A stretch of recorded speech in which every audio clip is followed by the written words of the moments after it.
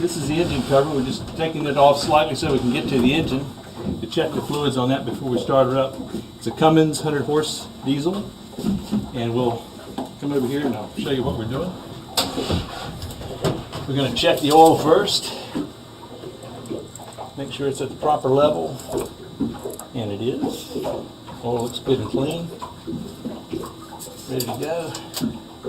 Check our fireboy system to make sure that the charge on that is correct. It's in the green, so this is an emergency fire extinguishing system. If the engine got really hot, it would go off automatically and we could expect that to discharge. If it didn't go off automatically, we could pull it manual from back there at the wheel.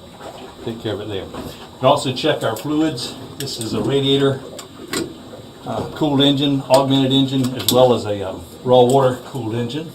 We've got good fluid in there, that's good to go. And we want to check the raw water strainer, which on this boat, the engine actually brings in water through the hull, through a through hull fitting right down here. And this water comes in, goes in and circulates through the engine, through that filter first though, so we don't pick up any shrimp or debris that's in the water. And then it carries it around and circulates it throughout the engine just to make sure it maintains it nice and cool so the engine doesn't get too hot. And it also has a radiator system in it that works similar to your car. But what I'm going to do now is check the raw water strainer. So I'm taking off this wing nut. And this is a bad place to drop anything because it goes right down to the lowest part of the boat, into the bilge. So I'm going to make sure I take them off one at a time. Put them right here. There's a wing nut. There's a little bronze washer. And then a bronze cap. And then a gasket.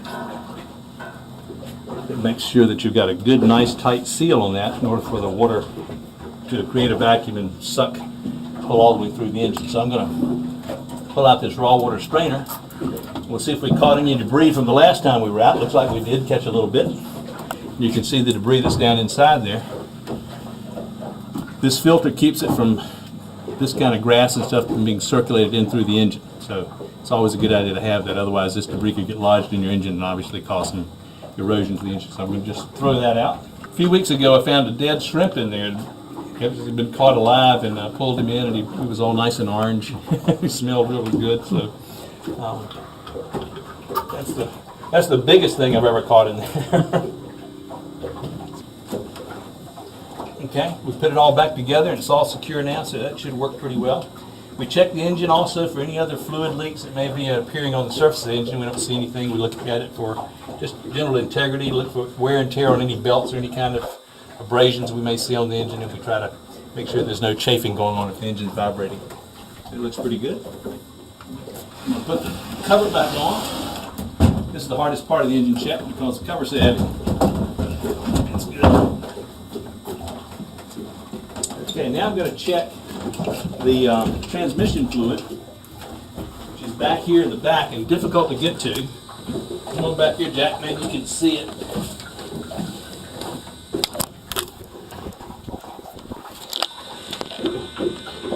Transmission fluid is red, different color than oil. Oil is normally brown, sort of a caramel color. So we're going to pull the dipstick out and take a look at the transmission.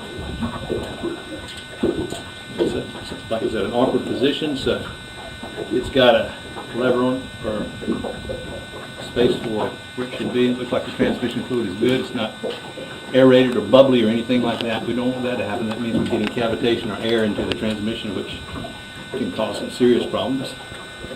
So that looks good. Now the secret is to find the hole again and not drop the dipstick. Let's just drop it down the hole. So we've got that going back in.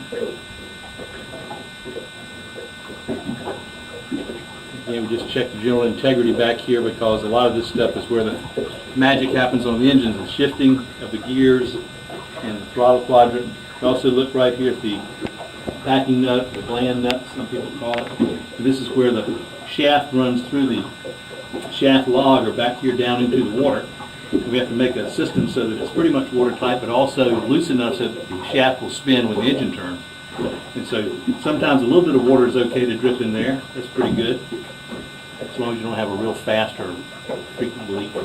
Okay, this is the throttle quadrant. This is what we use to start the engine. Put the engine in gear and add fuel. We're going to take it out of gear right now. Make sure that it's in neutral, has just a little bit of fuel, and we're going to turn the key on and hopefully the engine will start right up. Okay, these are engine instruments, and this is where we start the engine from. We just got a regular ignition key just like you would have in your car. And what we're going to look for when the engine starts up is we're immediately going to look for rising oil pressure. It should rise in the first few seconds. You see that come up and stabilize. Rising RPM indicating that the engine is running. And then also we're going to be looking out back and looking aft for water being discharged out of the exhaust, meaning that that water that we looked at coming up through the raw water strainer in and around the engine is actually being circulating and cooling. So we'll see if all this works. We'll turn the ignition key on. We've got some battery. Looks like we've got sufficient charge to start the engine, so we'll give it a go. See, the oil pressure is going to come up right there, just like it did. RPMs are up around 700 RPMs. That all looks good. So we're going to go back aft right now. We'll follow me back aft and look and see if we're seeing your water being discharged out of the exhaust system. And that's a good thing. What we're looking at now is some water coming out of the exhaust system. Pretty robust flow. The more RPMs we give it, the more robust the water flow will be.